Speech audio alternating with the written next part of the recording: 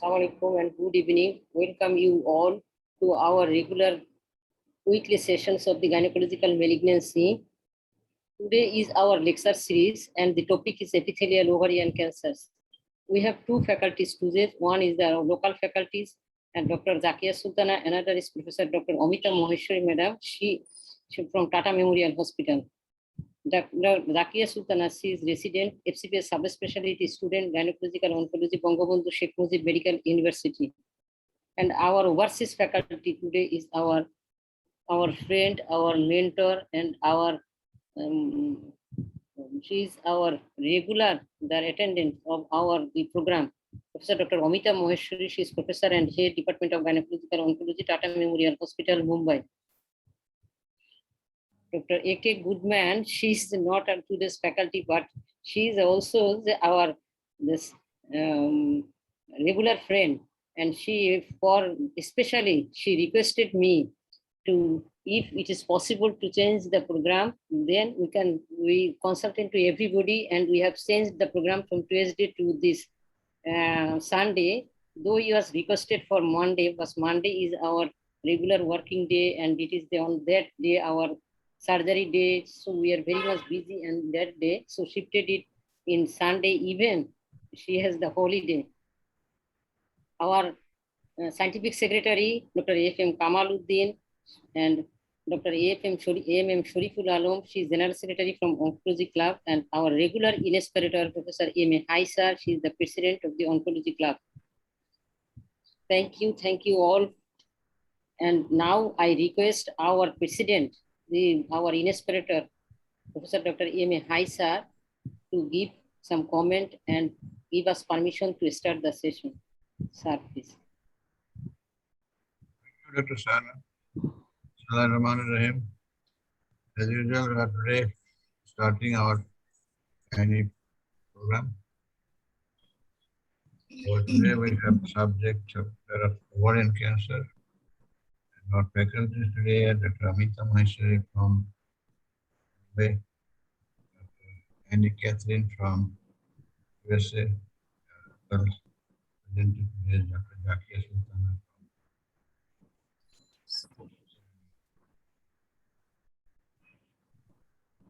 Just welcome to all of you, Dr. Andy Catherine and Amita Maheshwari, Zakia Sultana. I should request all of you to take part, particularly question and answer session.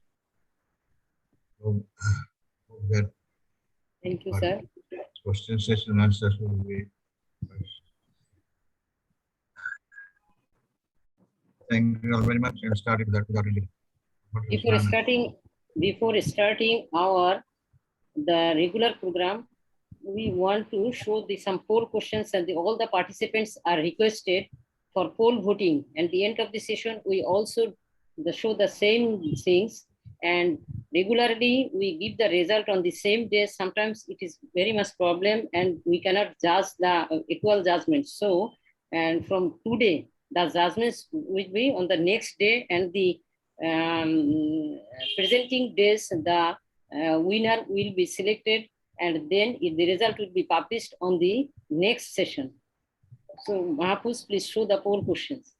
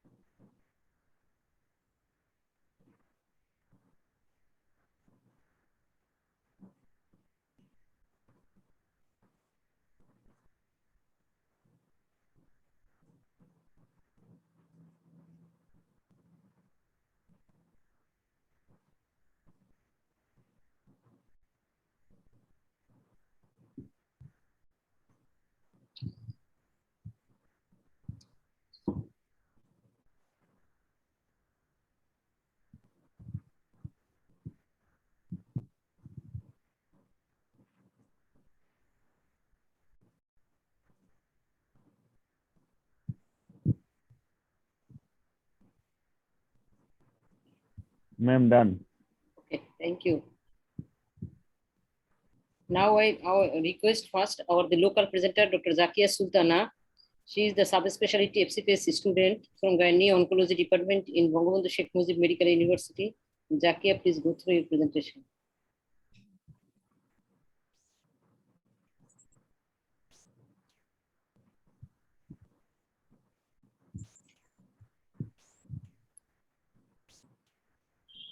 Hopefully my slides are visible. Yes. Can I start now? Honorable Chairperson, respected faculty from home and abroad, and learned audience. Assalamu alaikum. I am Dr. Zakia Sultana, FCPS subspecialty student, gynecological oncology from BSM. My today's concerning topics are diagnosis, staging, and surgical management of ovarian cancer. Regarding diagnosis of ovarian cancer, it requires histopathological examination of ovarian tumor, which may occur preoperatively, intraoperatively, or postoperatively. Preoperatively, it can be carried out by FNAC or 4-5C, where non-resectable advanced stage epithelial ovarian cancer is suspected, and NSCT is the preferred treatment of choice. Intraoperatively, it can be carried out by frozen section, where there is dilemma between benign and malignant. Postoperatively, by final histopathological examination. Preoperative diagnostic workup. We can go through imaging like transabdominal sonography or transvaginal sonography.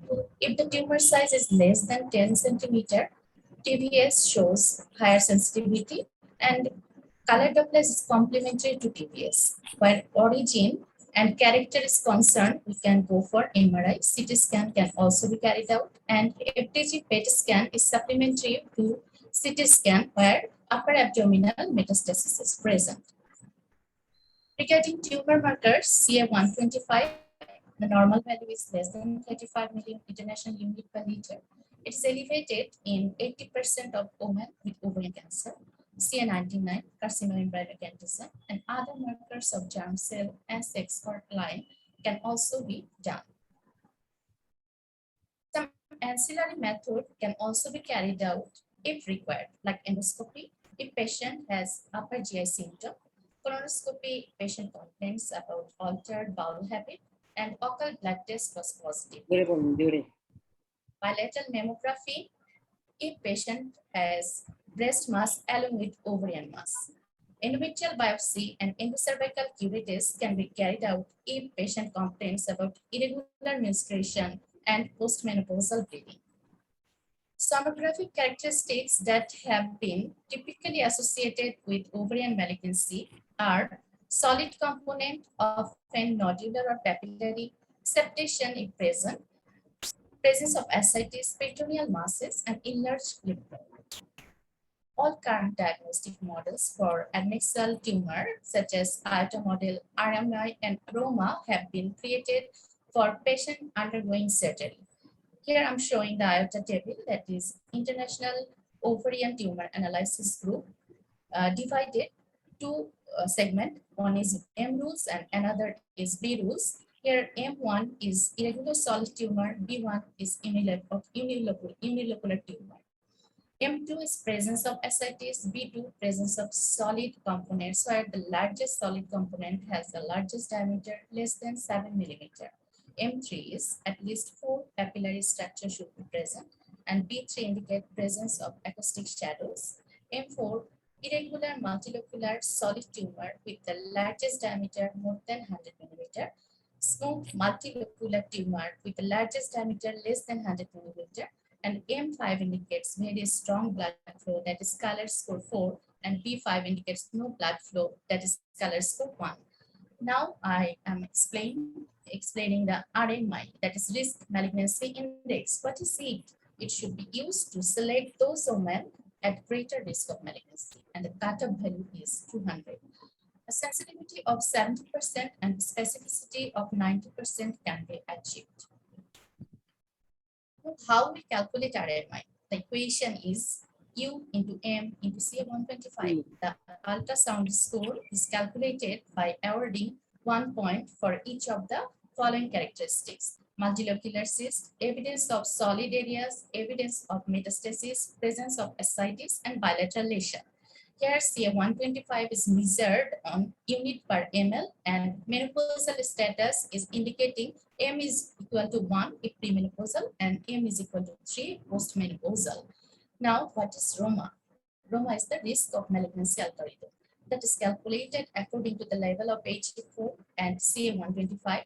HA4 and CA125 values were inputted to the ovarian cancer risk assessment software, followed by yes, good. automatic calculation of the corresponding ROMA index. Serum HE4 and CA125 reference range was less than 140 picomole per liter and less than 35 unit per ml respectively.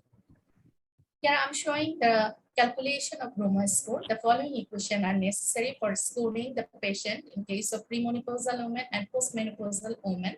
If the score is more than 12.5%, is considered high risk in premenopausal women.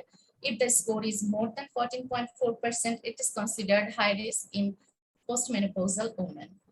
Here I'm showing the pictorial presentation of staging of ovarian cancer. Stage 1 showing the cancer is found in one or both ovaries. Stage 2 showing cancerous cells have spread from the ovaries to other parts of the pelvis, such as the fallopian tubes and uterus. Stage 3, cancerous cells have spread outside the pelvis to the nearby lymph nodes, diaphragm, intestine, or liver. Stage 4, the cancer has spread beyond the abdomen, such as to the lungs and the spleen. Here I'm showing the table of surgical-pathological staging of ovarian cancer 2014. The marked portion is the updated version of this staging system. Here 1C is tumor limited to one or both ovaries with any of the following: 1C1 surgical spill, 1C2 capsule ruptured before surgery or tumor on ovarian surface, 1C3 malignant cell in the ascites or peritoneal washing. Otherwise, I'm skipping this slide. Now, what are the surgical approaches of ovarian cancer? It is staging laparotomy, fertility preservation surgery, minimal invasive surgery, primary debulking surgery, interval debulking surgery, secondary cytoreductive surgery. In case of early stage ovarian cancer, what are the surgical options? Total abdominal hysterectomy with bilateral salpingo-oophorectomy and surgical staging by laparotomy. But in case of mucinous epithelial ovarian tumor, appendicectomy can be added with this. Fertility preservation surgery, it is applicable in case of stage 1A to 1C low grade, that is grade 1-2. Now, what is staging laparotomy? Should be performed because subsequent treatment will be determined by stage of the disease. And what are the techniques? Free fluid collection for cytological evaluation. If free fluid not present, then peritoneal washing can be taken. About 50 to 100 ml of washing can be taken for cytological evaluation. Systemic exploration of all intra-abdominal surfaces and viscera, clockwise pattern. Suspicious area should be biopsied. Diaphragm should be sampled. Infracolic omentectomy, retroperitoneal space dissection, and exploration to evaluate pelvic lymph nodes and para-aortic area should also be explored. Now I will discuss about the minimal invasive surgical scope in ovarian cancer management. The feasibility of cytoreductive surgery assessment is very necessary. It can be done either by radiological assessment or by laparoscopic assessment by Fagotti score. Now, what is Fagotti score? It is a score based on omental disease, peritoneal and diaphragmatic carcinomatosis, mesenteric involvement, bowel and stomach infiltration, and liver metastasis. Now I will go for guidelines and evidences. What does it say? Interval cytoreduction for advanced ovarian cancer, which is published on January 2019 at International Journal of Gynecological Cancer, National Cancer Database of Malamud and colleagues observed minimal invasive interval cytoreduction have similar 3-year survival rate than open approach. Minimum invasive surgery may be effective for advanced epithelial ovarian cancer. The source is Brown J. et al. And it is presented at Society of Gynecological Oncology annual meeting. They observed minimal invasive surgery interval debulking surgery may benefit women with advanced epithelial cancer who received NSCT. They have another observation, that is surgical outcome among women who underwent minimal invasive procedure appeared superior to underwent open surgery. Now, the scope of cytoreductive surgery. In advanced stage ovarian cancer, the surgical option is either PDS or IDS, and recurrent ovarian cancer, surgical option is secondary cytoreductive surgery. Now, in general, what is PDS? It is the debulking surgery without any prior therapy. And what is IDS? It is the debulking surgery after giving 3 cycles of platinum-based chemotherapy. Secondary cytoreductive surgery is the surgery of reduction of recurrent disease after first-line chemotherapy. Now, the goals of cytoreductive surgery: removal of all primary cancer, removal of all metastatic disease. If resection of all metastasis is not feasible, then we can go for reduction of the tumor burden to an optimal status. Now, I explore the NCCN guideline. What does it say? In case of stage 1A, where fertility is desired, unilateral salpingo-oophorectomy with comprehensive surgical staging. In case of 1B, fertility desired, then we can go for bilateral salpingo-oophorectomy with comprehensive surgical staging. In case of stage 1A to stage 4, where surgical candidate optimal cytoreduction is likely and fertility is not desired, we can go for hysterectomy with bilateral salpingo-oophorectomy with comprehensive staging and debulking if needed. If confirmed poor surgical candidate or low likelihood of optimal cytoreduction, NSCT was given, and in case of response, then we can go for interval debulking surgery with completion hysterectomy with BSO and cytoreduction. In stable disease, IDS with completion hysterectomy or BSO and cytoreduction. In case of recurrent disease where radiological and clinical relapse occur, we can consider secondary cytoreductive surgery. According to ESMO Consensus Conference, recommendation on ovarian cancer, it is published in International Journal of Gynecological Cancer on 2019. They observed laparotomy is the standard surgical approach to treat an stage patient with apparent early stage ovarian carcinoma. Minimally invasive surgery can be carried out for restaging. Whatever the approach used, rupture of an intact tumor with spillage of cancer cell at the time of surgery must be avoided. They have also many other observations, like patients are not candidates for primary surgery. Who are they? What factors are they?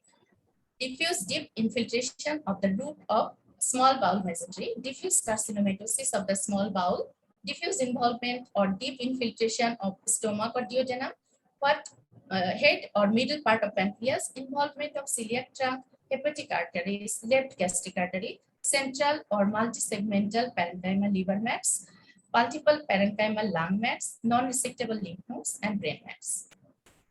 According to Spanish Society of Medical Oncology Clinical Guideline, which is published on 2020, they have recommendation that the treatment for early stage ovarian cancer, stage 1-2, consists of a staging surgery.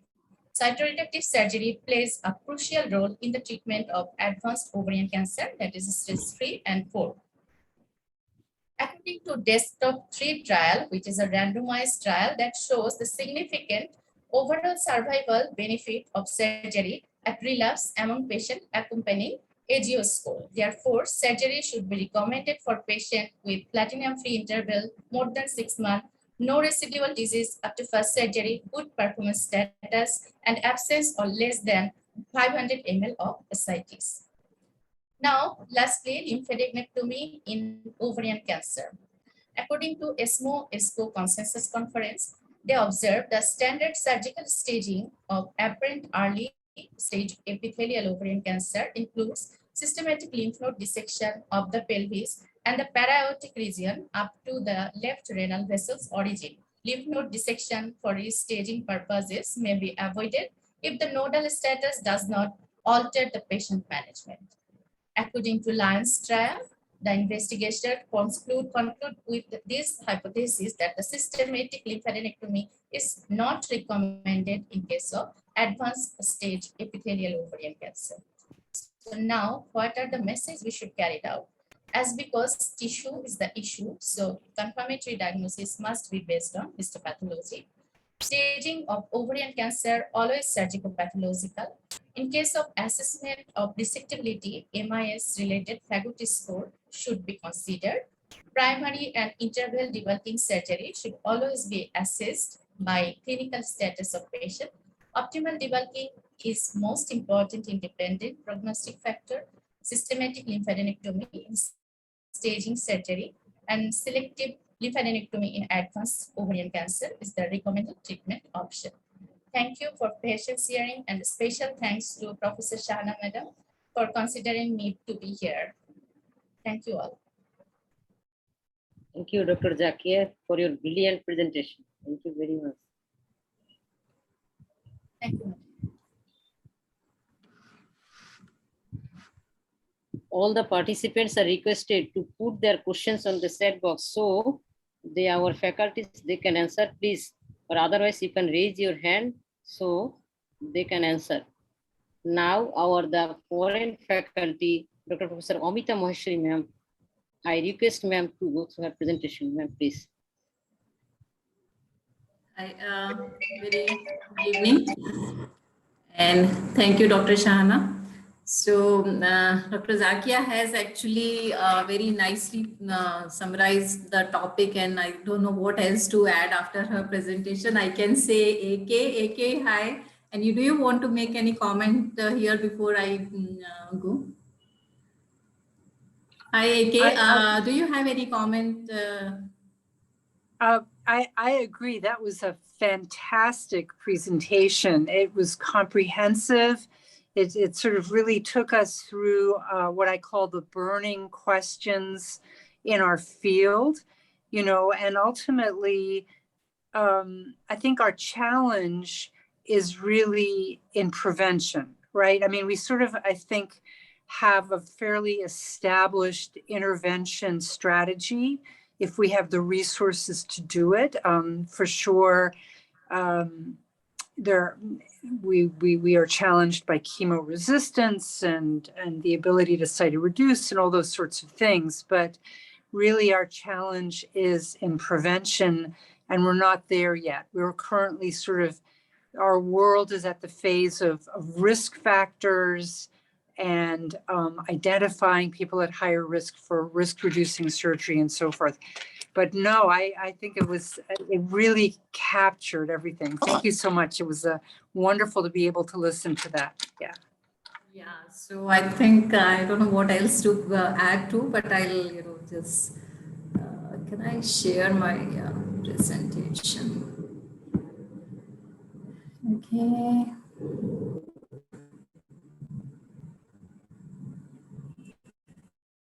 Very good evening, and thank you, Dr. Shahana, Dr. Kamal, for the opportunity. So, some things will be just repetition what Dr. Zakia very nicely presented. So to put things in perspective, in our country, ovarian cancer is the third most common cancer after breast and cervical cancers. And unfortunately, numbers are on rise. As I understand, in US, number of ovarian cancer cases are going down, but in our country, it is increasing. I don't know down there. So if you see cervical cancer, it is coming down in our country, and reasons could be multifactorial, including change in socio-demographic profile and a little bit screening and health, better health quality overall. But ovarian cancer and endometrial cancer and breast cancers are on rise in our country. I don't know what's the status in Bangladesh. So we know that, from the basic anatomy or structure of the ovary, the three most important histologic subtypes, if we look at, it's the most common is tumors arising from the surface epithelium, that is epithelial ovarian cancers, and tumors from germ cells or germinal follicles are germ cells. And the third most common is sex cord stromal tumor from the stroma and sex cord of the ovary. So today's focus is on epithelial ovarian cancer. which constitutes nearly 90% of all ovarian cancer. And we know that within epithelial, we have a variety of histologic subtypes, including serous, endometrioid, clear cell, mucinous, Brenner, mixed, and others. And within serous, low and high grade, that's important to know if it's a serous tumor, whether it's a low grade type or high grade. We also divide epithelial ovarian cancer in type 1, type 2, although it's not a very popular classification. So type 1 are essentially low-grade tumors or endometrioid, clear cell, mucinous, malignant, Brenner, and seromucinous tumors. So these histologies are included in type 1. And the difference is here, they basically arise in background of endometriosis or from borderline tumor, and the genetic mutations or alterations are different than in type 2, which is in type 2 it is P53, and classically type 2 includes high-grade serous carcinoma or undifferentiated or carcinosarcoma, and as expected, prognosis of type 2 cancers is worse than type 1, and they are much more common.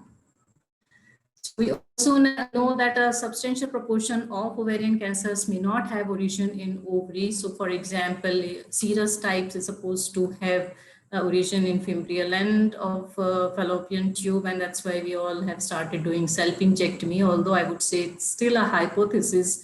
We really don't have very concrete evidence to suggest, but I think some percentage of patients at least of serous types, they originate from fimbrial end of the fallopian tube. So when we look at epithelial ovarian cancer, more than 2/3 patients present advanced stage disease, and we know screening trials in general population failed to have cost-effective and to pick up cancer early, and they have not shown to improve the outcome. And therefore, routine screening is not recommended in general population. In less than 1/3 patients may present with early stage disease. So I'll first discuss a little bit about early stage disease, and they classically present as an adnexal mass. So an early stage ovarian cancer patient will not come with the diagnosis of cancer. It will be a suspicious adnexal mass. And when we have an adnexal mass, I think the most important thing for a clinician is the mass benign or malignant. And how do we approach? So the workup of a mass includes detailed clinical profile and investigations, including imaging and tumor markers. What is important to remember, if it is a mass which is confined to ovary, FNAC or biopsy, to confirm the diagnosis pre-operatively is contraindicated because there is a potential of rupturing tumor capsule and upstaging the disease. So if it's well confined to adnexa, a biopsy is contraindicated. Of course, if it's an advanced stage disease where you are contemplating neoadjuvant chemotherapy, there is no issue going with the cytology or biopsy. So clinical symptoms include a variety of profile. It could be asymptomatic incidental diagnosis on imaging or examination, or pressure symptoms or bladder bowel symptoms, some menstrual abnormality, or rarely may present as acute abdomen. Could be because of torsion, infarction, and rupture, which is not so common, but you still do see. Now, while taking history, important points are age and menopausal status, because extreme of age is a chance of adnexal mass being malignant is higher in both pre-menarche and post-menopausal women. Having said that, we do see a lot of ovarian cancers presenting in during reproductive years. So that's not really a very important factor as far as diagnosis of cancer is concerned. But extremes of ages, yes, the chance of it being malignant is higher. Same is for post-menopausal women. And there is a personal history or family history of breast or HNPCC related cancers. The chance of a mass being malignant is higher. If there is a history of infertility, nulliparity, fertility drug use, these are risk factors. Oral contraceptive pills are protective. And now I think we should also add endometriosis to these risk factors. So if there is a past history of endometriosis, it's a risk factor for endometrioid and clear cell ovarian cancers.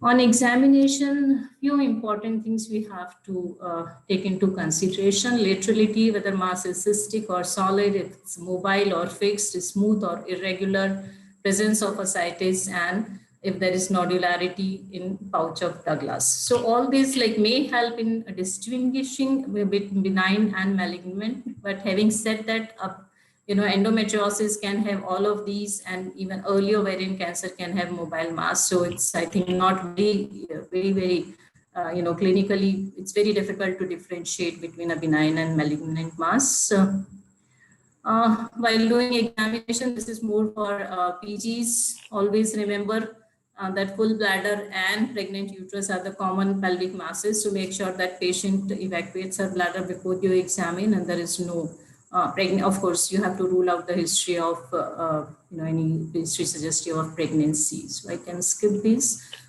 So essentially, ovarian masses could be functional cyst, inflammatory, neoplastic, or others. So our focus is neoplastic masses.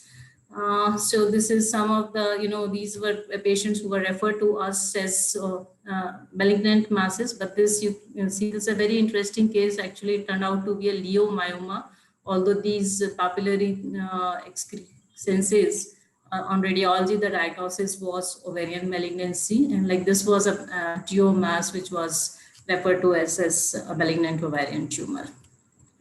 So coming to investigations, just briefly, we have a variety of investigations. Generally, ultrasound with or without color Doppler is the first investigation of choice. Then MRI, CT scan. The PET scan is generally not recommended if it's an early or suspicious adnexal mass, because amongst all, PET has the least sensitivity and specificity. And PET can also be, PET uptake may present in functional cyst during reproductive years. So PET is not a very good imaging while evaluating adnexal mass.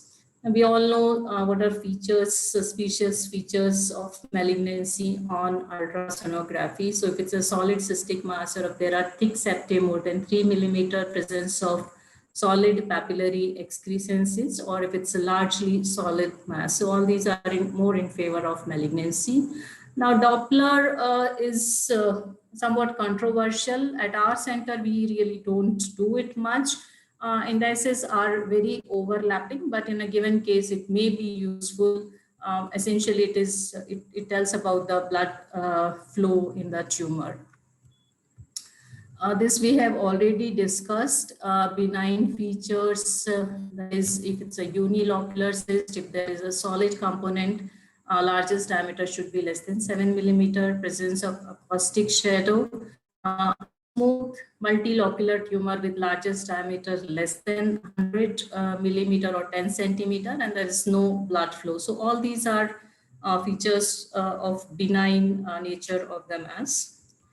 While malignancy, features of malignancy include if it is irregular solid mass, presence of ascites, papillary structures in the mass, or multilocular solid tumor with largest diameter more than 10 centimeter and very strong blood flow.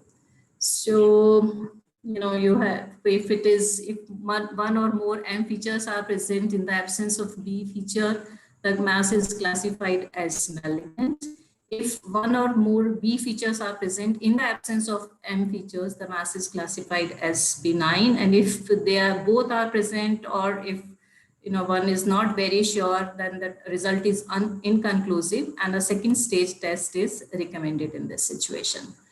The next imaging is MRI, which is not necessary to do in all cases. However, when ultrasound is not able to not very able to distinguish, MRI is a useful imaging modality. It is highly sensitive and more specific than sonography. It can be used in pregnant women where CT scan is contraindicated, but the problem, it's not freely available and it's more expensive, and a person has to lie for a longer time in MR machine. CT scan is a useful thing for especially evaluation of upper abdomen and distant spread.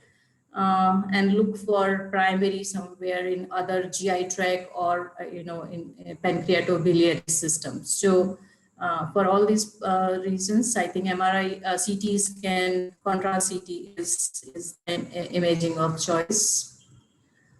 Serum CA-125, again, it's a useful marker, but as a diagnostic tool, it has limitation because it has poor sensitivity. So in stage 1, only 50% patients have elevated CA-125. That means a normal CA-125 does not rule out ovarian cancer, especially if it is a non-serous type. And it also has poor specificity because it can be elevated in many other cancers and benign conditions.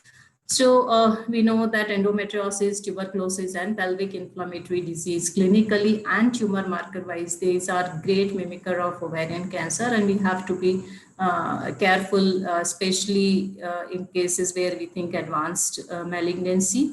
Before starting neoadjuvant chemotherapy, make sure that you have a histological confirmation of cancer, and we are not dealing with any of these benign pathologies.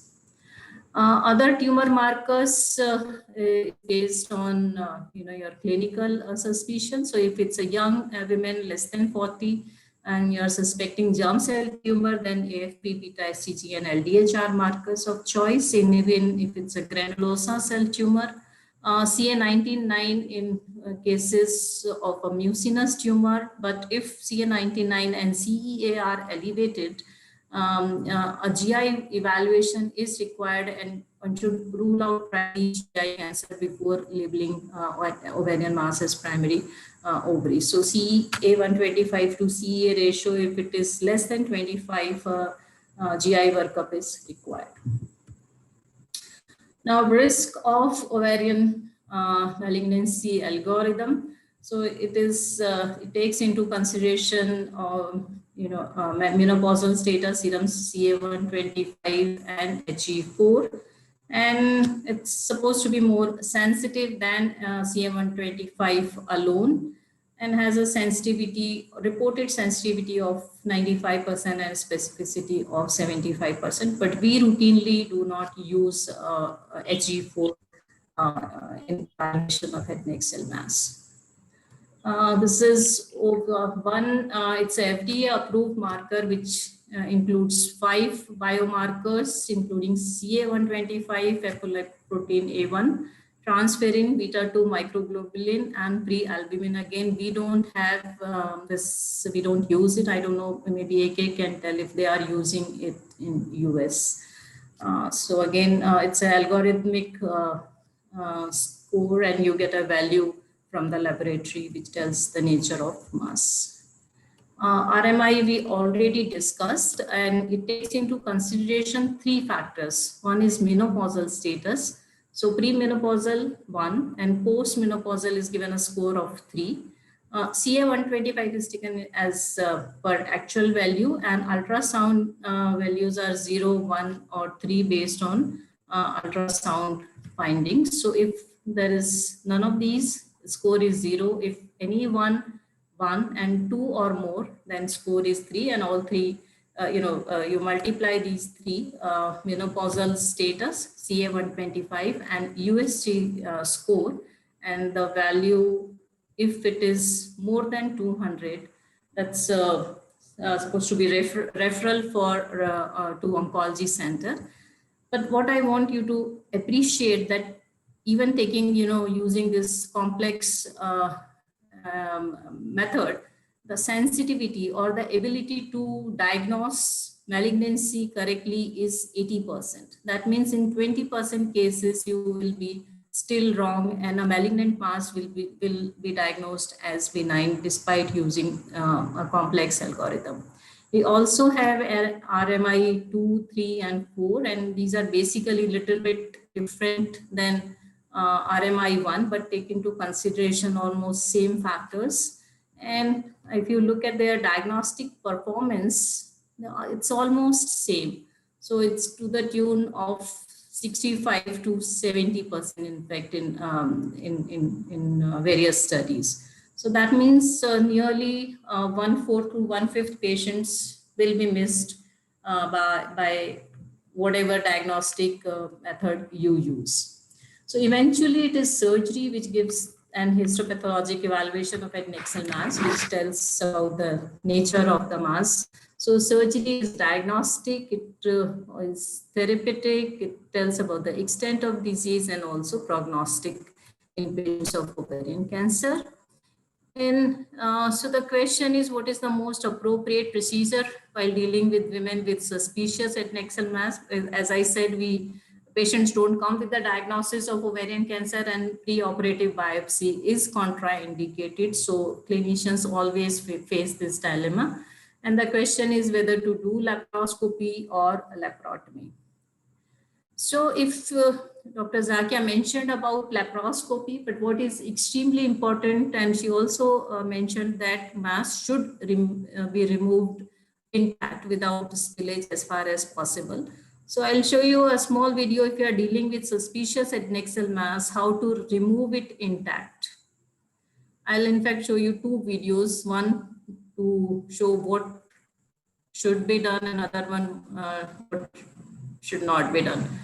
So first step is to collect cytology, then be away from the mass, open the retroperitoneum, take infundibulopelvic ligament without manipulating the tumor, be away from the mass.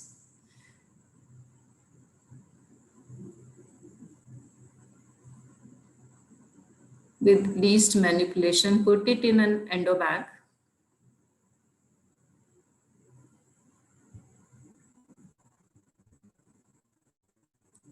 And then remove it through a supraumbilical small incision. So this was a case of suspicious adnexal mass, and histology turned out to be endometrioid adenocarcinoma. Now this is another case, and where to show what we should not do when dealing with doing laparoscopy for a suspicious adnexal mass. A young girl, unmarried, with fairly large ovarian cyst, largely cystic lesion with some solid areas. CA-125 was normal.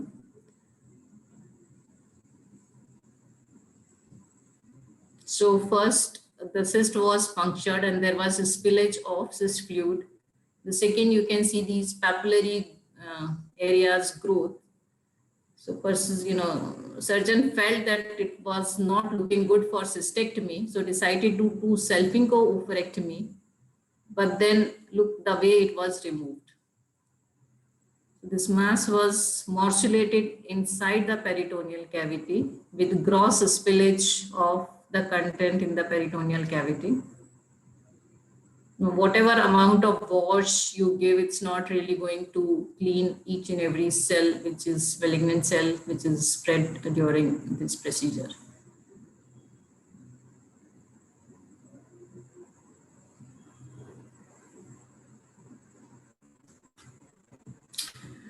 Okay, so what are issues of laparoscopic surgery? We have seen many patients after lap surgery present with port site metastasis. There are reports that carbon dioxide pneumo, it accelerates malignant cell spread and their growth in the peritoneal cavity. Surgeries are often inadequate because most people are not trained to do a comprehensive surgical staging at laparoscopy. And there is a real risk of intraoperative spillage and upstaging, because large cysts, the only way they can come out through a small opening is aspiration, morcellation, debulking, delivery through a small incision, and all these procedures eventually cause intraperitoneal spillage of tumor. And we know that intraoperative spillage adversely affect the prognosis and upstage the disease to stage C1. So FIGO now has recognized this fact, and new staging intraoperative spillage has been given a separate substage of stage 1C1. So frozen section is important, and it's a highly sensitive and specific tool. So if possible, if you're really doing surgery for suspicious adnexal mass, try to have frozen section. We routinely use it at our center and our overall accuracy is more than 90% and with a sensitivity of 93%. So it's a very useful tool and it helps in decision making intraoperatively. The other very important factor when we talk about outcome of ovarian cancer patient is surgeon who is operating. So surgeon has been found to be a prognostic factor in the outcome of these patients. So patients, there is a clear-cut difference in patients' outcome. Patients who are treated by a specialist, they have the best survival compared to general gynecologists, and the worst is patients who were managed by general surgeons. So I think this is essentially because gynec-oncologists, they are dedicated, they know their work well, and they do a comprehensive management of the patient. So when we talk about surgery, if it's an early disease, steps of comprehensive surgical staging includes collection of washing, a thorough exploration, taking multiple random biopsies, omentectomy, lymphadenectomy. I think I have a video. I'll show you the video. And why we do all this? Because nearly a third of patients with apparently early stage disease will have occult disease, and the common sites for occult disease are omentum or various peritoneal surfaces or pelvic and para-aortic lymph nodes. So these are the structures which are addressed during surgical staging, because these are sites of occult disease in clinically early stage ovarian cancer.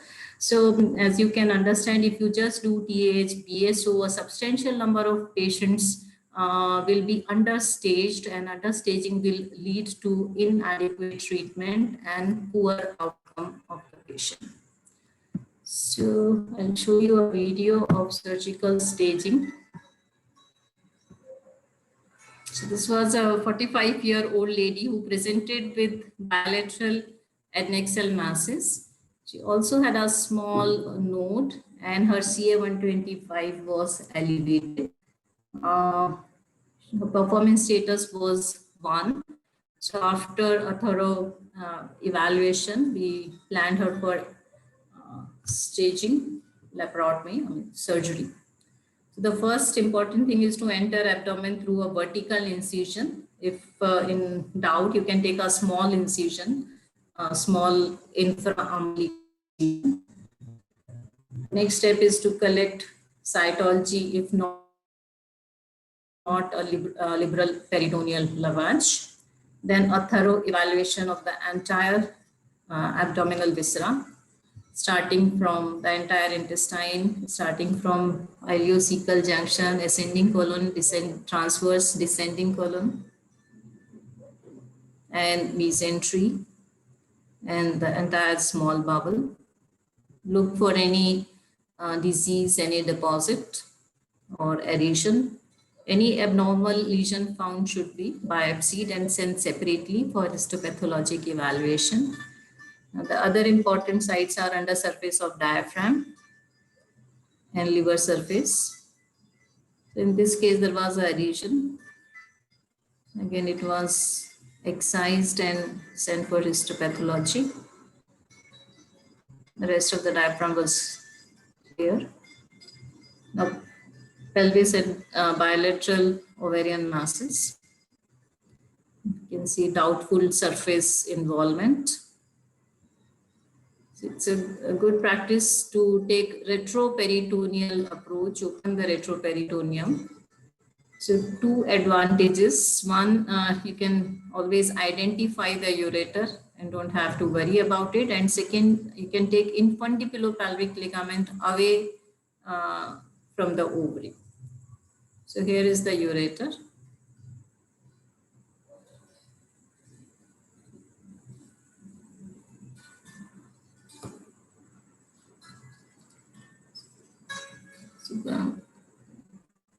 We opened it intraoperatively also, and it was highly suspicious. And then sent for frozen examination. Meanwhile, we proceeded with other side adenexectomy and hysterectomy.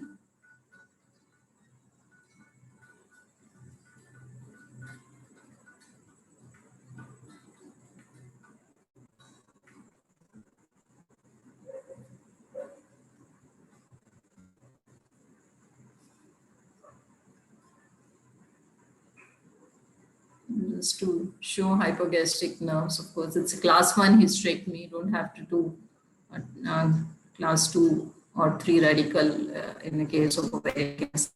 Frozen report confirming the diagnosis of malignancy. So we proceeded with the other steps of comprehensive surgical staging. That's random peritoneal biopsies from bladder peritoneum, lateral pelvic walls.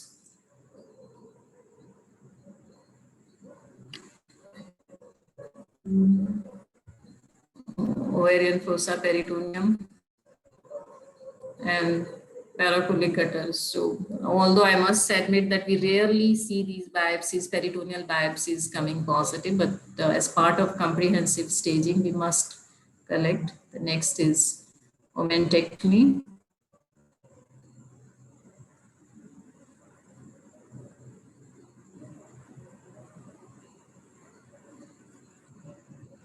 Again, right from hepatic flexure all the way to splenic flexure, the entire omentum should come out. So you can see lesser sac is being opened. This is the posterior surface of the stomach.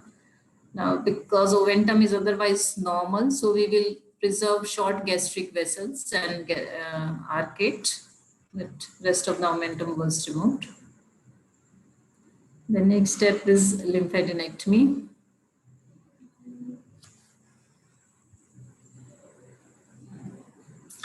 So, although, in advanced ovarian cancer, when lymph nodes are not enlarged, doing a systematic lymphadenectomy is not.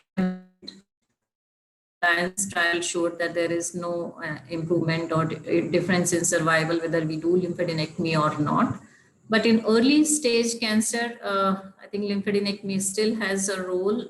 It helps in deciding the stage, especially in non-mucinous tumors, where there is a maybe 15 to 20% chance of lymph node metastasis. So these are the cases where we do lymphadenectomy. And when we are doing lymphadenectomy for ovarian cancer, it is bilateral pelvic and para-aortic has to be up to renal vessels along gonadal vessel drainage. This is obturator group of lymph nodes. I am using cautery. You have to be very careful while using cautery. You can see obturator vessels, just dorsal to obturator nerve. Otherwise, surgical scissors also can be used. That's a little faster, but can cause at times bleeding. But it's it's your personal choice. So you can see ovarian obturator vessels. That's obturator artery.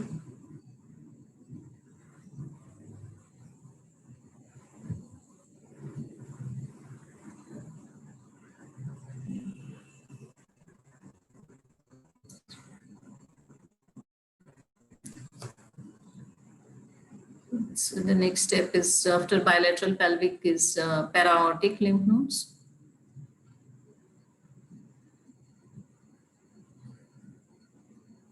So again, move the ureter, lateralize the right ureter.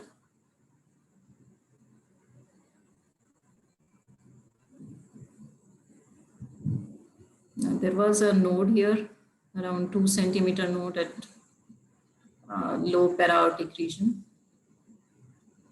So this right angle mixture is a very good dissector in this area, instrument for dissection.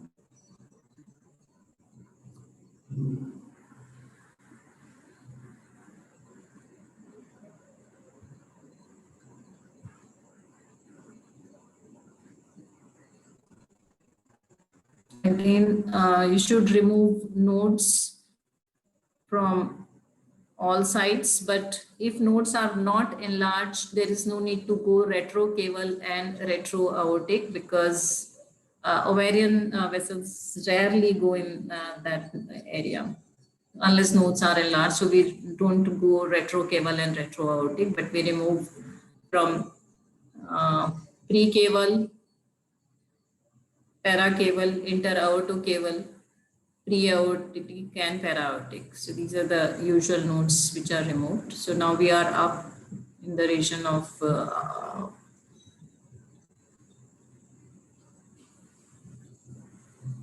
so this is IVC here, which is retracted laterally aorta, and this is interaortocaval group of node. You can see lumbar veins running there, lumbar vessels.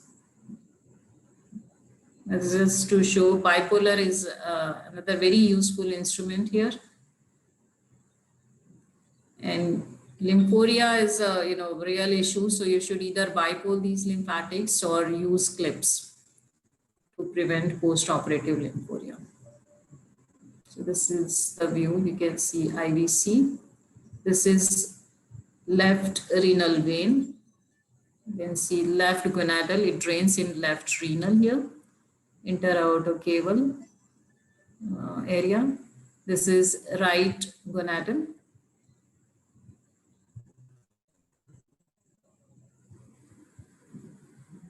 That's left gonadal.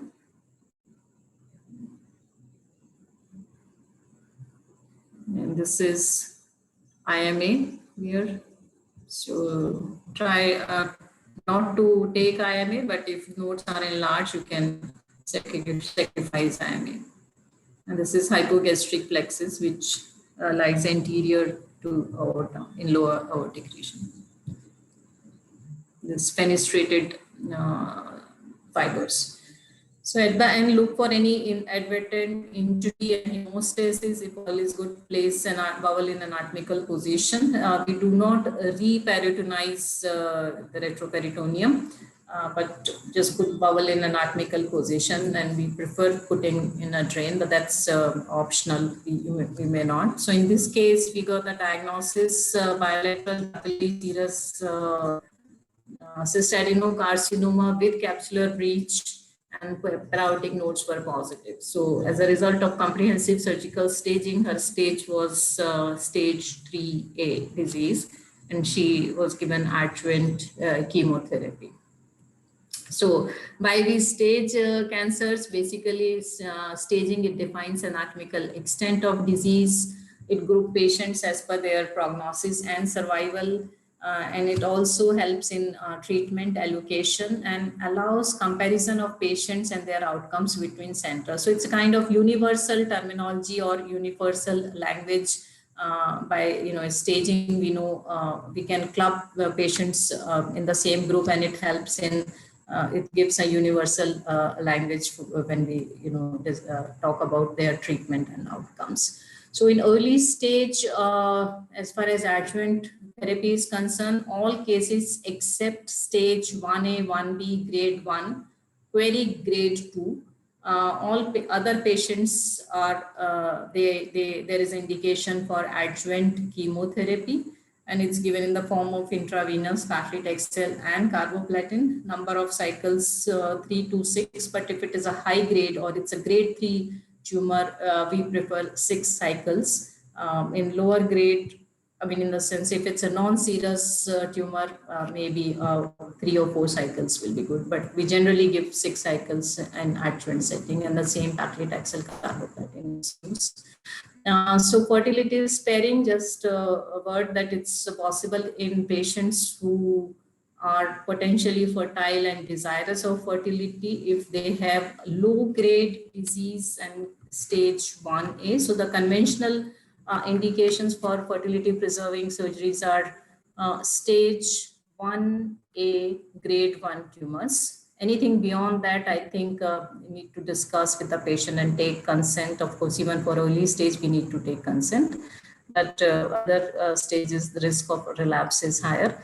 And of course, borderline tumors are the one where fertility sparing surgeries are generally indicated and possible. But important to remember that when we are doing fertility preserving surgery, all steps of comprehensive surgical staging must be undertaken so that we know that these are truly early stage disease and not missing out on advanced cancers.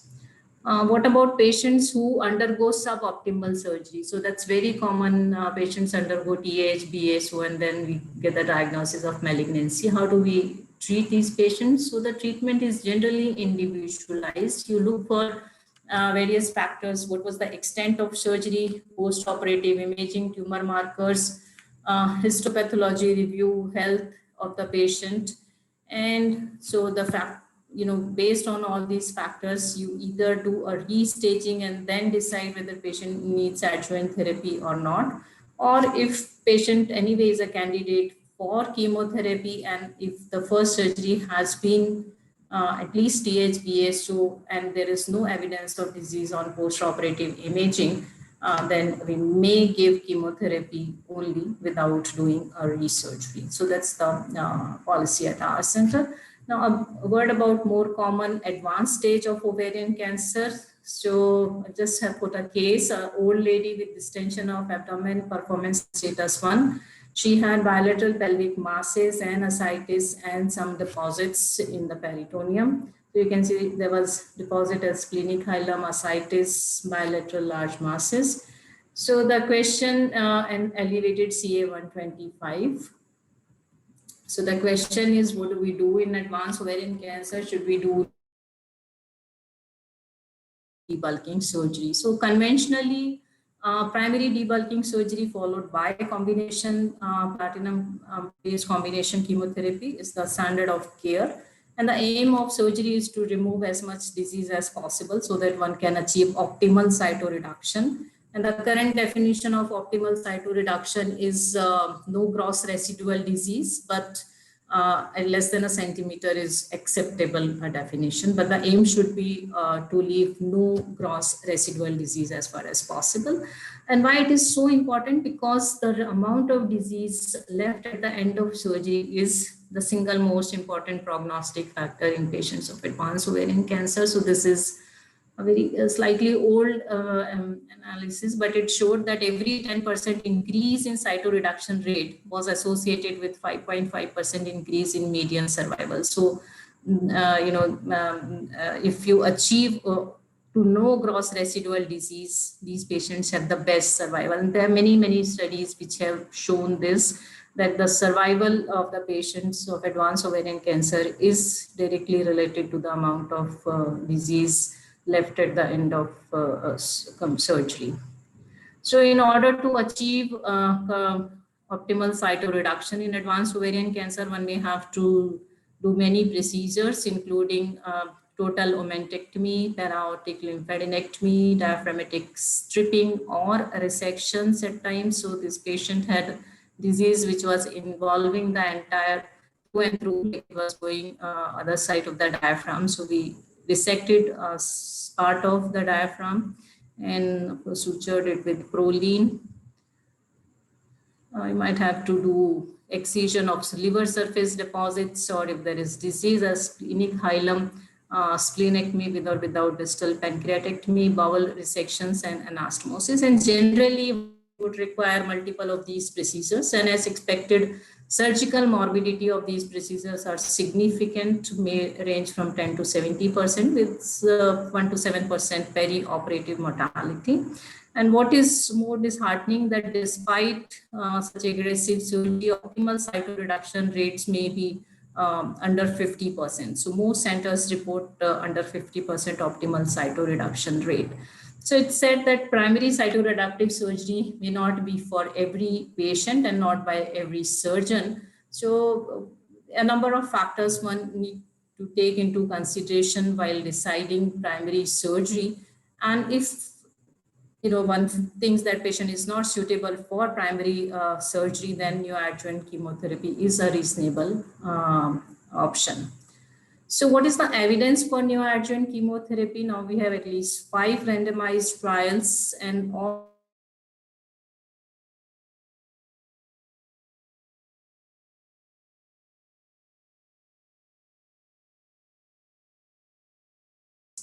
mention a little bit about this trial by Dr. Vargot and group. So what it showed, that although optimal cytoreduction rates were higher with primary with neoadjuvant chemotherapy, but there was no difference in overall survival between two groups. So neoadjuvant chemotherapy followed by interval debulking surgery versus primary debulking surgery There was no difference in overall survival. And again, subgroup analysis showed that complete resection was the most significant important prognostic factor, both whether it's a primary debulking surgery or interval debulking surgeries. And as expected, perioperative complications were higher in patients who underwent primary debulking surgery.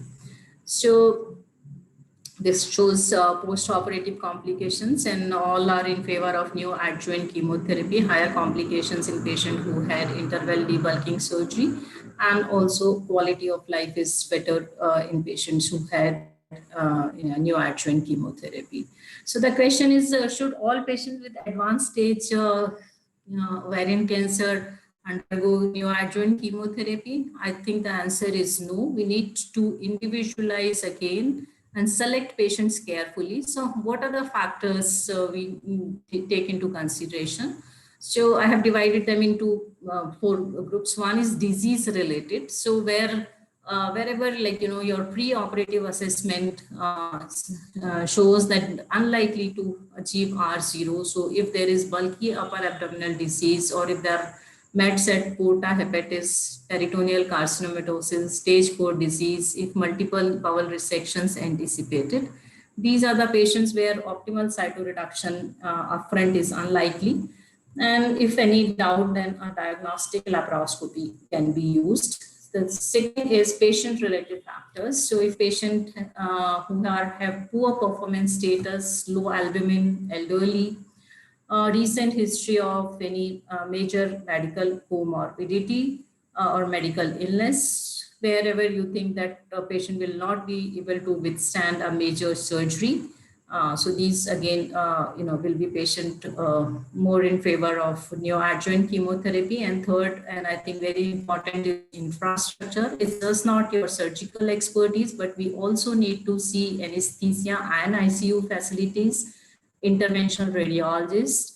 And again, we have put the surgical waiting list because this is what we discuss every time, and patient affordability also. So patient, at the end of a major surgery, if patient needs ICU stay, antibiotics, parenteral nutrition, if patient doesn't have money, and if you do not, your hospital cannot cover for all this, I think it's better not to plan a very extensive surgery, especially patients who have financial constraint. And if your surgical waiting list is long, so patient with advanced ovarian cancer, I feel we should be on table in 10 to 12 days. If waiting list is something like 2 months, that's not acceptable in this scenario, because these diseases goes very fast. So this is the same thing. How do we, triage these patients? So if patient is surgical candidate, go for debulking surgery, resectable, complete resection followed by adjuvant chemotherapy, not resectable, then chemotherapy alone. If it is neoadjuvant chemotherapy, after chemotherapy, if there is good response, again, do interval debulking surgery. Non-responder, to give second-line chemotherapy of patients who are very poor performance status or who are not suitable for further treatment, then they are treated with best supportive care or single-agent chemotherapy. So this is our experience. We published it a few years back. So this is same as reported in the literature. Patients treated with neoadjuvant chemotherapy, our median PFS is around 15 months and median OS 35 months. And optimal cytoreduction was the most important prognostic factor, both for overall and progression-free survival in these patients. A word about role of HIPEC, whether it's really HYPE or HOPE.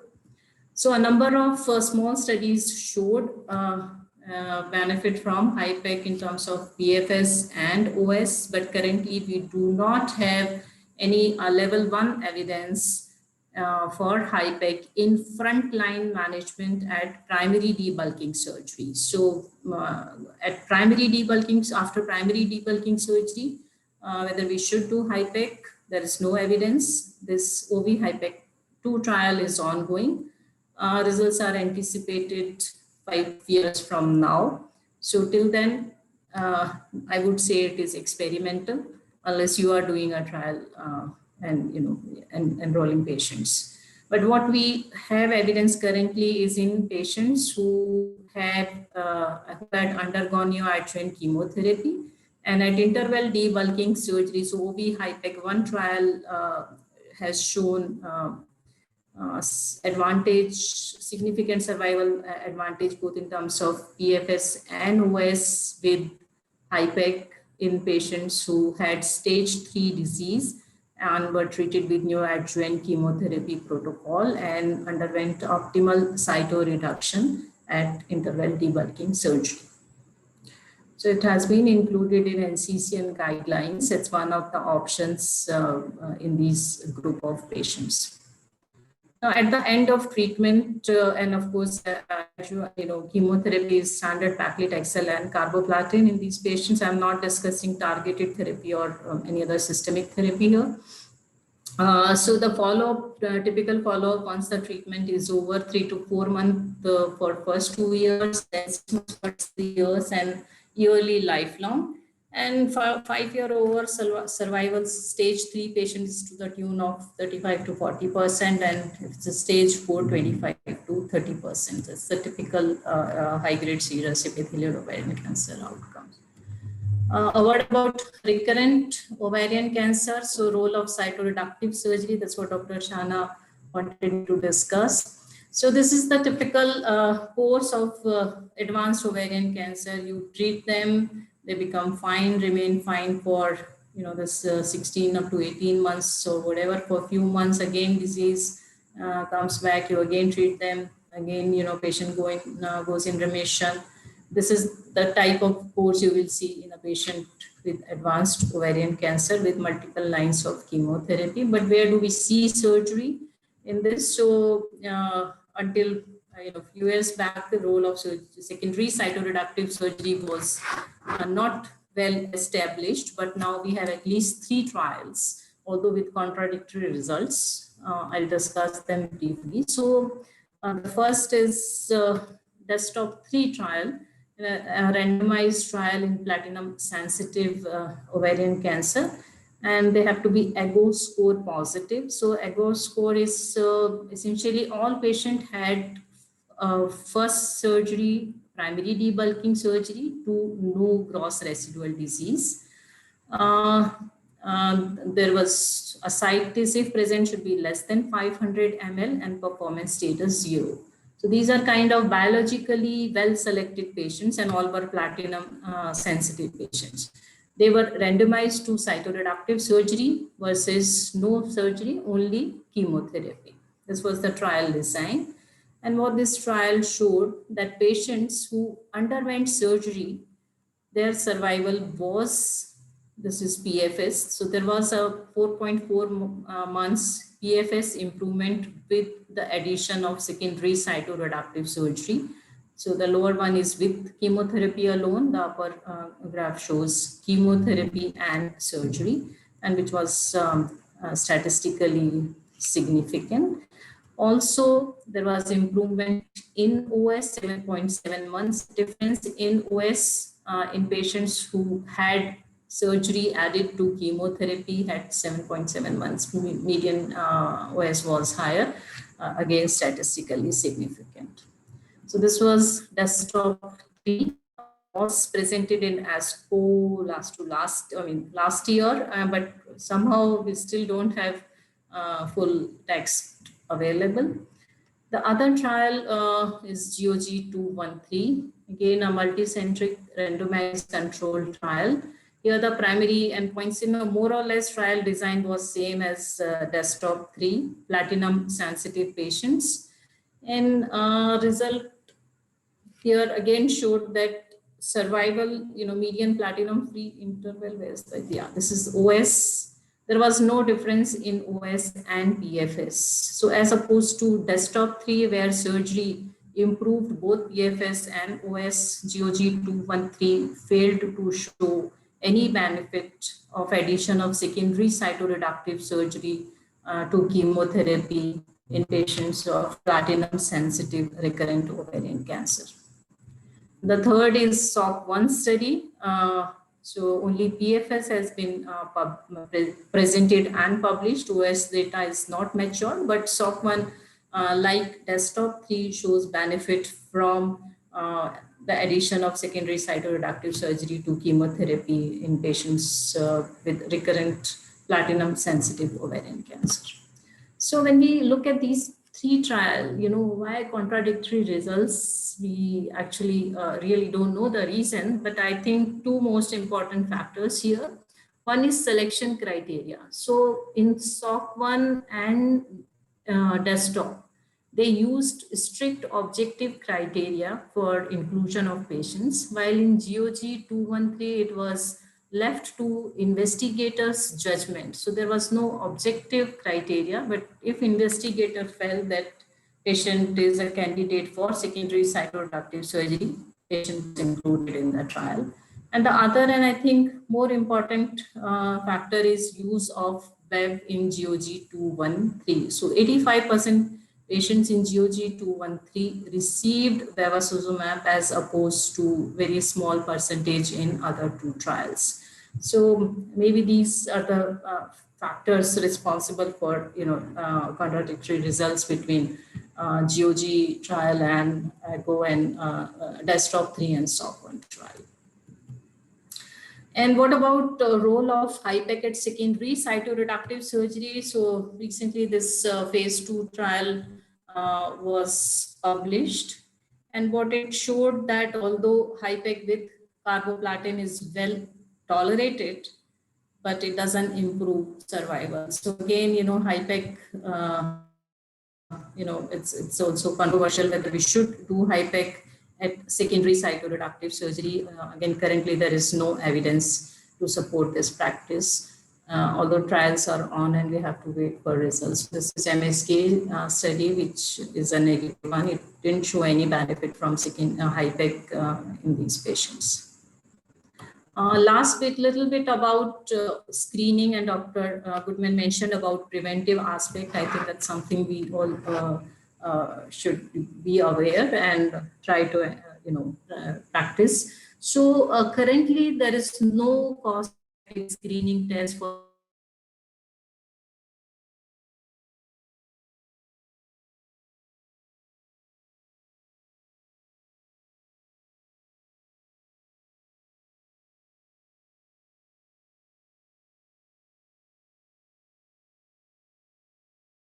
at every 4 months, starting at the age of 25 or 30 years. So hereditary breast and ovarian cancer, I think the 2 most important cancers are HBOC and Lynch syndrome. So these are the one associated with ovarian, increased risk of ovarian cancer along with many other cancers. So we know that BRCA mutation in BRCA1 and 2 can cause increased risk of breast, ovarian, and many other cancers. So the risk of breast cancer is increased from 12% at baseline to 85%. This is lifetime risk. And while ovarian cancer, it is up to 44% for BRCA1 mutant and BRCA1 mutant, and 20 to 25% in BRCA2 mutant. And apart from these 2 cancers, these patients are also at increased risk of many other cancers, including pancreas, prostate, stomach, and melanoma. So what is the importance of this apart from therapeutic implications? Now we have PARP inhibitors, but what is also important, if we pick up mutants, asymptomatic mutation carriers who have not developed cancers, preventive strategies are extremely important for them. So we have to screen both for breast and ovarian cancer.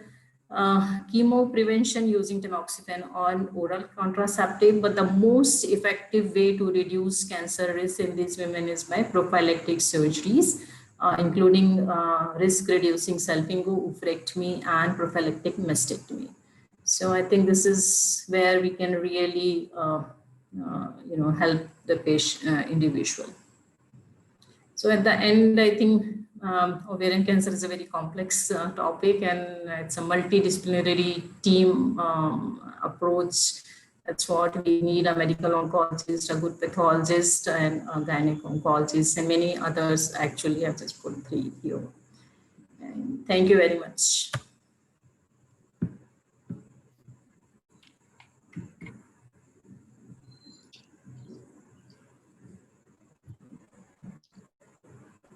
Thank you, madam, for a long and brilliant presentation. You have covered everything from diagnosis, from history, diagnosis, the types of the ovarian malignancy, from staging, early stage disease management, the advanced stage disease, including PDS, IDS, recurrent ovarian cancers, and also the many participants, they requested me whether we will show any video of your surgery. Yeah, you gave me so much homework, Dr. Shana, this time. So but not for do your surgery. But many participants, even from your country, they asked me whether you will show any video of your surgery, but I could not answer them. But at last, you have done everything, all things, and but not the last, but not the least. It is the also you have covered the screening. I think all the participants, we and also our students, all are they are very much will very much appreciate you, and it is very much helpful for all of us. Now I request.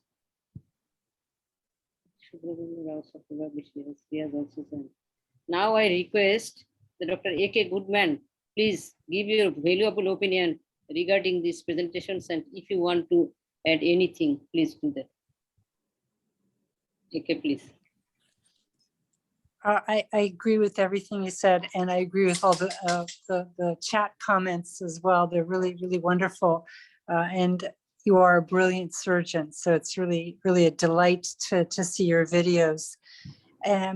You know, I think that one of the questions that's come up for me, and I'm curious, Amita, what do you think?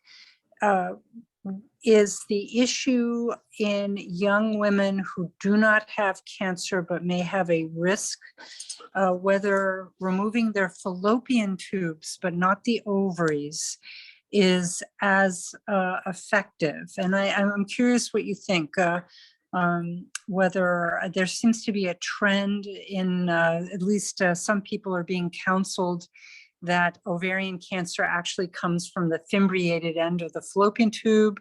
And as a result, maybe salpingectomy is all that we need to do. Do you have an opinion about that?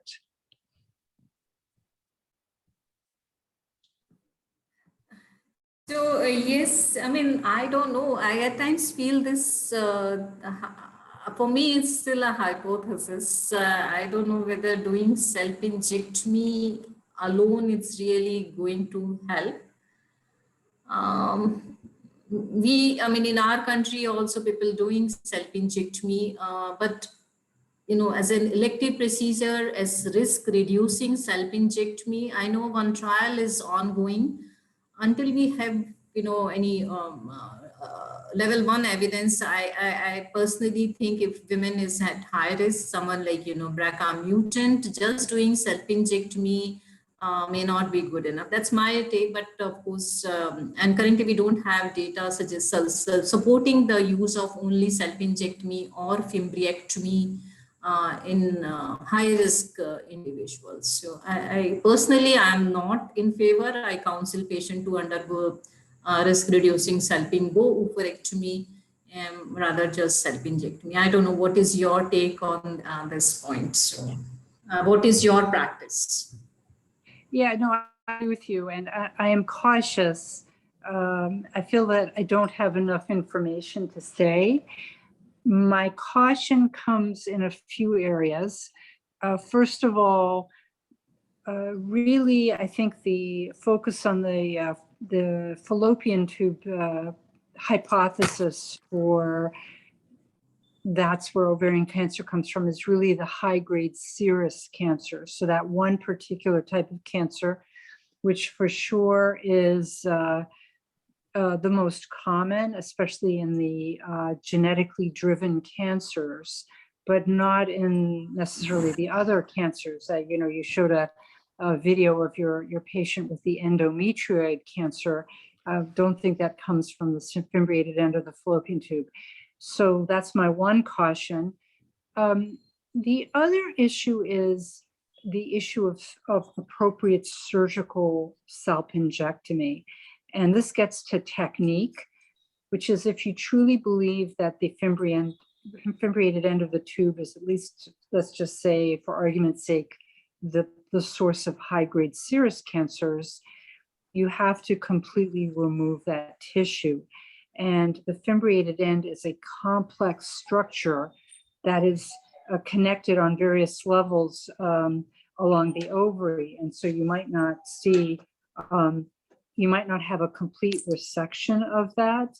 And so that would be one of my cautions, is if you truly are going to do a risk-reducing salpingectomy, or do it as a temporizing maneuver in someone who's not ready to become menopausal because they're quite young, and so forth, is that you have to really think about how you are able to fully resect all that fimbriated tissue.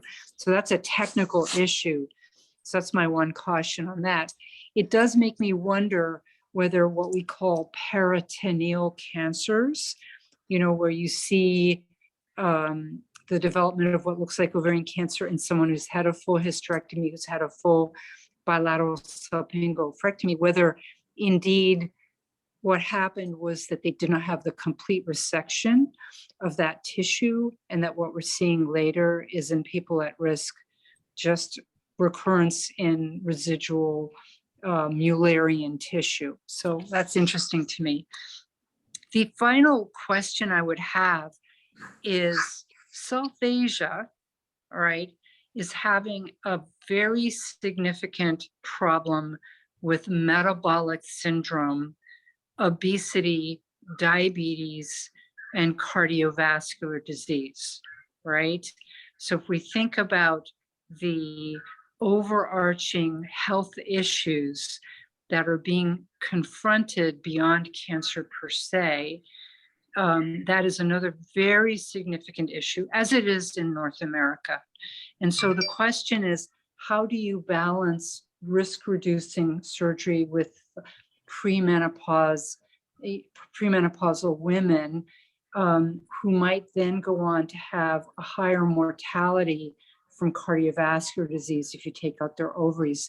How do you counsel these women, Amita and Shahana? I want to include the other senior doctors here, when you're balancing the risk of ovarian cancer with the risk of dying of cardiovascular disease.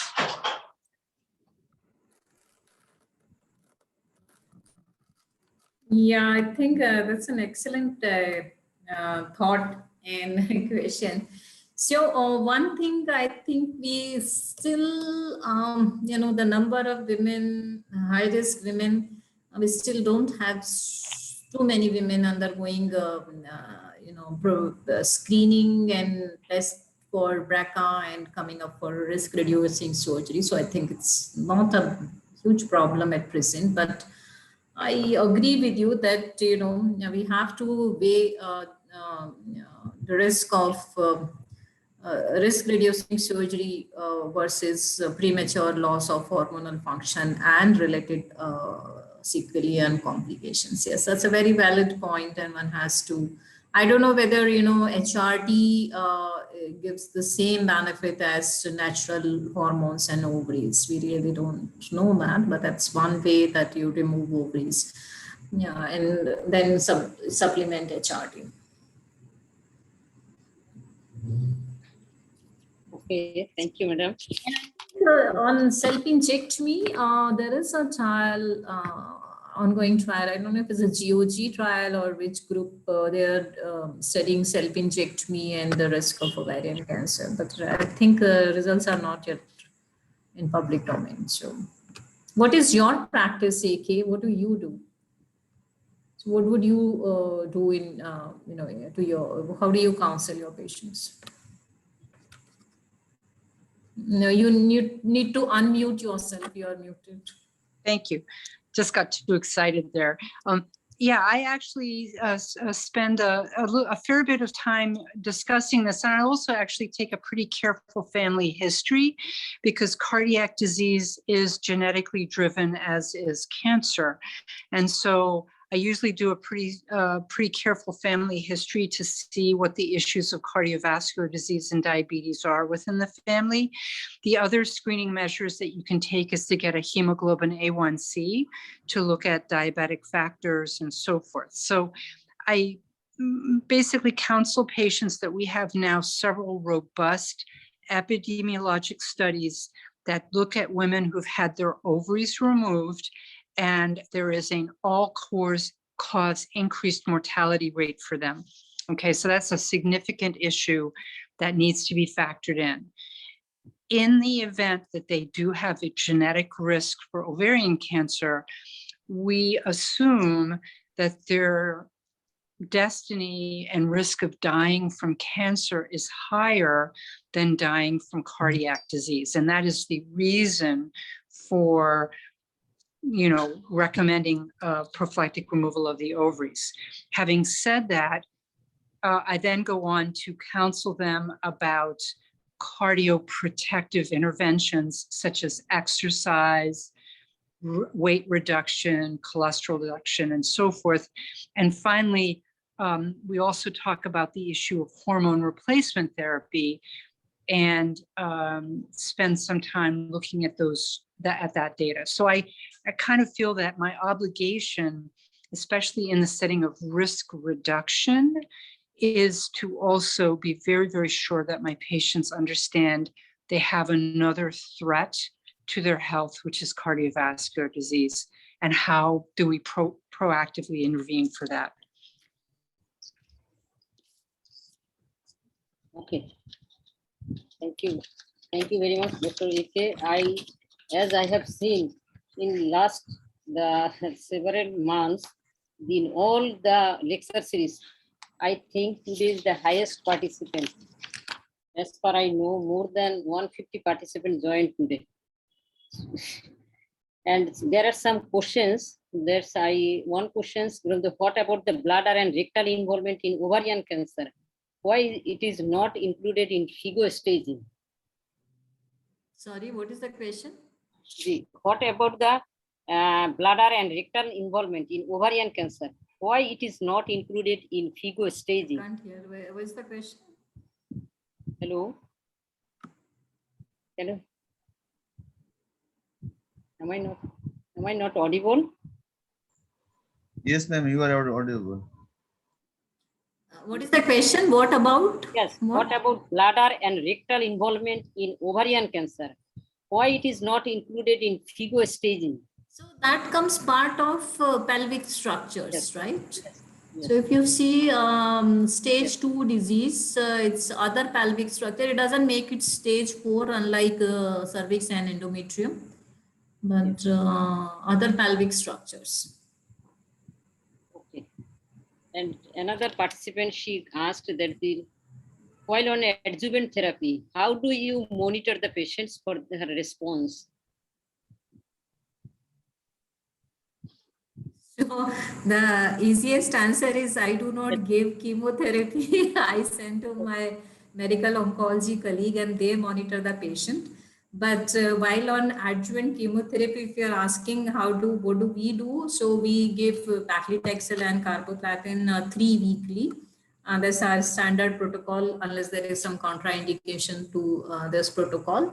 And we do CBC after 1 week after chemotherapy and prior to next chemotherapy cycle. So twice we do, and we, if there are indications, if clinical features suggest, we do electrolytes and liver renal function tests, but routinely we do only blood count before and after, a week after and prior to next chemo cycle. So that's how we monitor. We do not do CA-125 with every chemotherapy cycle. That's not. We do only if it's a neoadjuvant setting after 3 cycles. If it is in adjuvant setting after upfront surgery, we don't do CA-125 during chemotherapy, unless of course there is some clinically some indication. We do otherwise at first follow-up visit. So that's our monitoring protocol. I think that was the question. And if we also have to be patients who are on paclitaxel, we have to look for neurotoxicity. So that is something we have to carefully ask patient any neurological symptoms, sensory or motor, and if anything, then you grade as per CDC grading system, and then either modify the dose, or if toxicity is severe, please stop paclitaxel. Okay. I don't know. Yeah, when we do lymphadenectomy in ovarian, mucinous ovarian cancer. Once again, let me read. I can't hear you for some reason. When you do lymphadenectomy in mucinous ovarian cancer, mucinous. So if you have intraoperative frozen section confirming it's a mucinous tumor, and if clinically nodes are not enlarged, we avoid lymphadenectomy in these cases. So we don't do lymphadenectomy if nodes are not enlarged, and if you have clinical clear diagnosis intraoperative of mucinous adenocarcinoma. And you have shown that you have dissected the lymph node up to the level of the either renal vein or to the IMN. And routinely, do you do this? So up to renal vein, yes. If we get intraoperative diagnosis of this thing, we do in lymphadenectomy. And if we are doing lymphadenectomy, it has to be up to renal vessels. Because if you see, the main drainage is along ovarian pedicle, ovarian vessels, and that's in upper area. So if only the parietic or the periaortic area are the enlarged and not the upper area, in that cases you also do the lymphadenectomy up to the renal vein. So if it's an advanced stage disease, then we debulk, then we don't do comprehensive lymphadenectomy. What I showed was if it's a clinically early stage disease, then we do comprehensive lymphadenectomy. But if it's advanced disease and there is intraperitoneal disease as well as enlarged retroperitoneal nodes, then debulk enlarged nodes. Okay. And when you give 3-cycle chemotherapy, please clear it again. You have shown, although you have shown it, you please clear it again. When we give the 3-cycle chemotherapy and when 6-cycle in ovarian malignancy.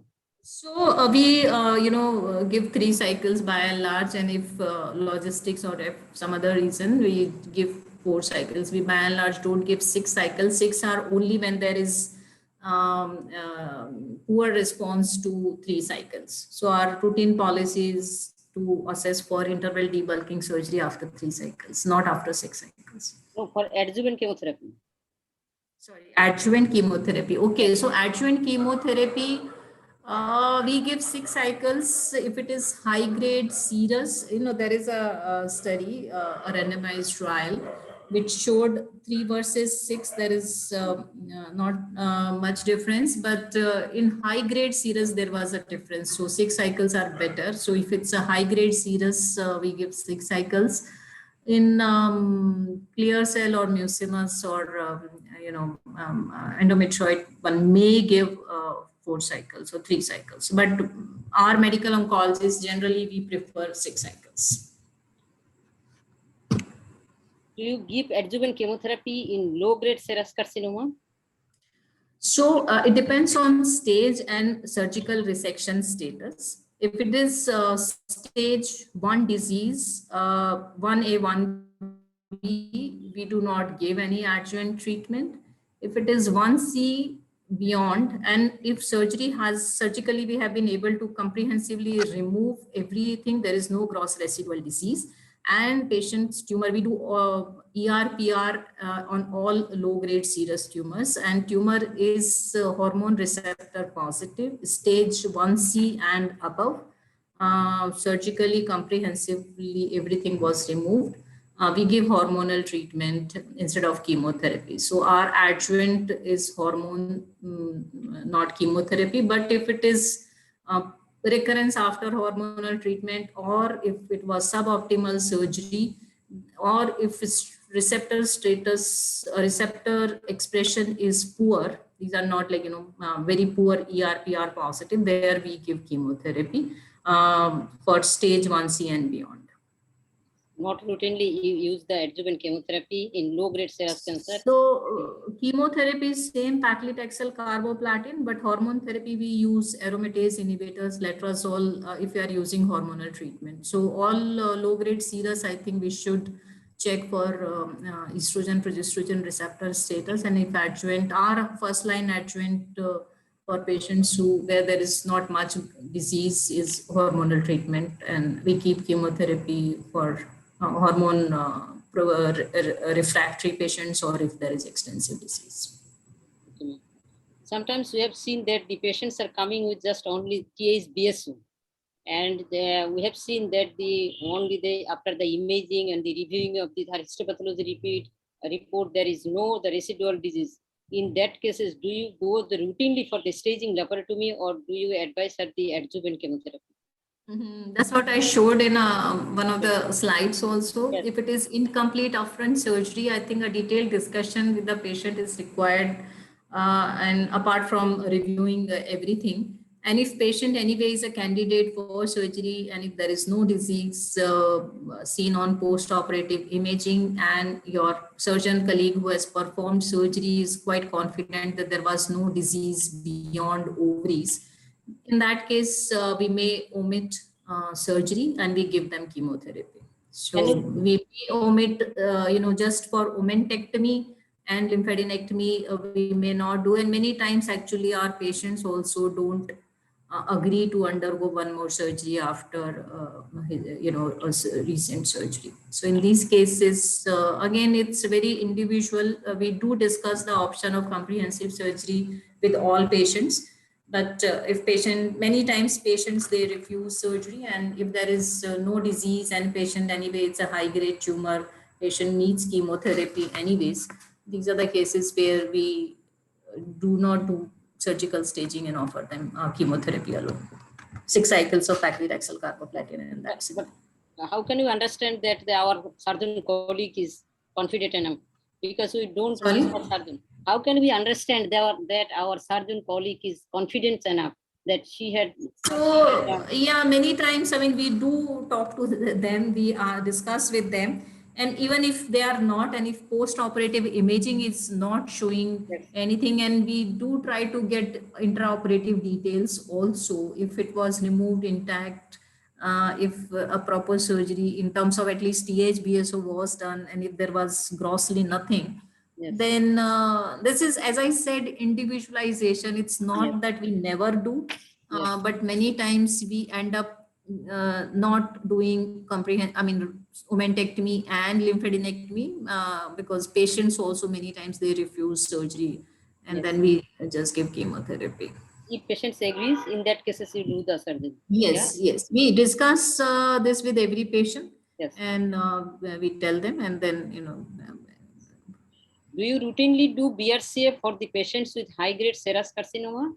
So we counsel every patient. We have in-house genetic unit. We refer all patients to genetic clinic. We also started doing in-house testing, both germline and somatic for BRCA1 and 2 and other genes. So we do is not correct, but we counsel and refer every patient.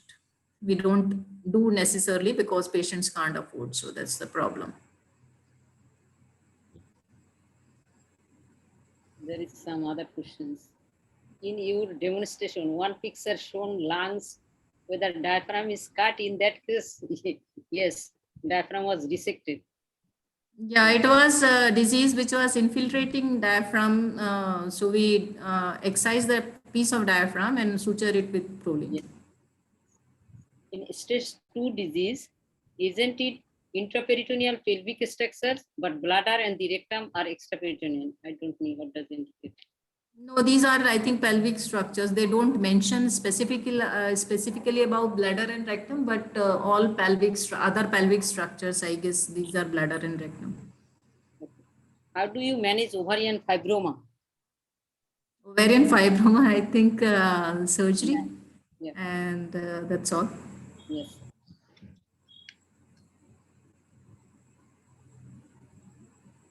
So we do see, and I think that's very pleasant situation for as a surgeon, because patients generally fibroma, they come with ascites and effusion, and one would think in terms of stage 4A disease, and then you end up with a fibroma. So that's very pleasant situation for both patient and surgeon.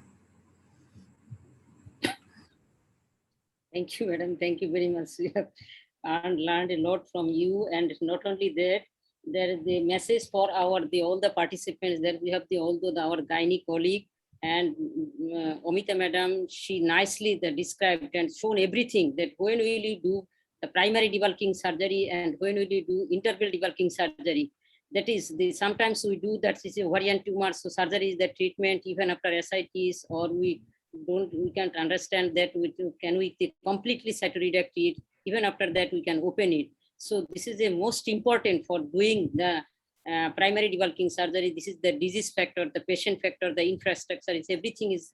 And the main thing is that if we are very much enough confident that we can do the complete cytoreduction, in that case we only do the primary cytoreductive surgery. Otherwise we will do the interval debulking surgery, and then we'll go for the neoadjuvant chemotherapy, then interval cytoreductive surgery. Thank you, madam. Thank you very much. Now I request our scientific secretary, who is completely silent today. I don't know why. I request our scientific secretary, Dr. F.M. Kamaluddin Bhai, to comment to today's presentation. Kamaluddin Bhai, please. Shahana, it was an amazing lecture. I heard many times Amita giving lecture, but today she has done the best. So congratulations for the wonderful lecture. And the other, what we are trying to do, doing the same lecture with local and foreign faculty, so that our junior colleagues can have some idea how they can really cover their presentation and enrich themselves. And I'm sure all these questions that came proves that this presentation of both of you could create many questions among our participants, and they could clear them with the discussion. Thank you very much. And I'm sure that the presence of you and AK enriched the program, and that is the secret of such a wonderful participation, including all the seniors. And hopefully this endeavor will continue with all your supports from foreign and local. And thanks to Shahana and her team for carrying this forward. Thank you very much. Thank you, Dr. Kamaluddin, and thank you, Dr. Shahana. Thank you, Kamal Bhai. There is an announcement. There's the next Sunday, that is 15th August. It is our National Mourning Day. So on that day, we will off our program, and our next program will be on the 22nd August, and that will be the tumor board. So I request all of you to attend this program. And I request our president, the chairperson of today's session, Professor Dr. E.M.A. Hai sir, to give her valuable opinion and conclude the session. Sir, please. Thank you, Shahana. I have no opinion. Thank you, sir. Such an extensive discussion about ovarian cancer, such nice pictures from both of Jackie Sultana and also Amita Maheshwari and also Annie Catherine. Really music. So without any delay, I think we should go home. And high time. Okay, goodbye everybody, and thanks to everybody. But sir, we have the poll questions again. We'll show the poll questions, and the participants are requested to again, after the completion of these lectures, you please vote for poll questions. Mahpus, please show the poll questions again. Okay, you have the poll questions. Go ahead. And all the winners will be, the name of all the winners will be announced in next program. 22nd of this month. Yeah. Okay, thank you all very much. Goodbye. Thank you, sir.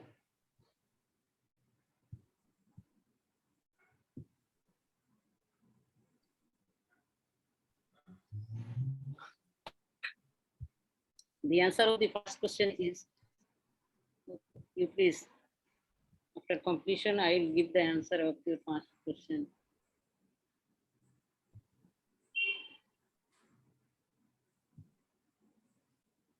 Yes, the answer here, the first question, the answer is the D. That it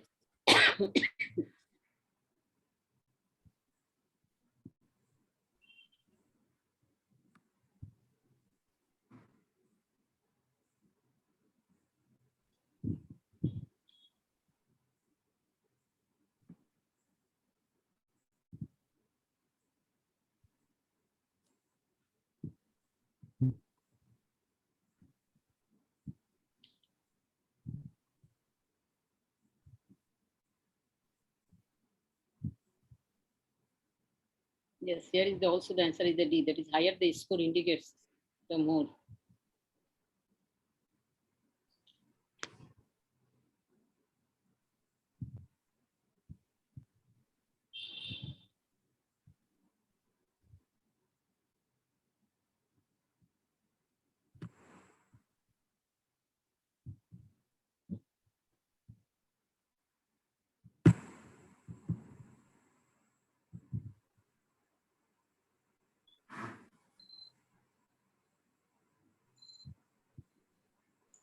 Ma'am, done.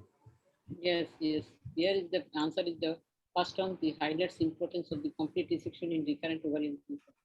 So thank you all, and I request you all the participate in our next program. And I thanks the Amita Maheshwari Madam for your brilliant presentation and long presentation. I am already getting the message from everybody. To many of our participants, there is the excellent presentation today. Thank you, Madam. Thank you again very much. And I think you will be in future. I think you and Dr. AK will keep all both of your picture in our flyer if you give us permission. Mahfuz. Okay, end the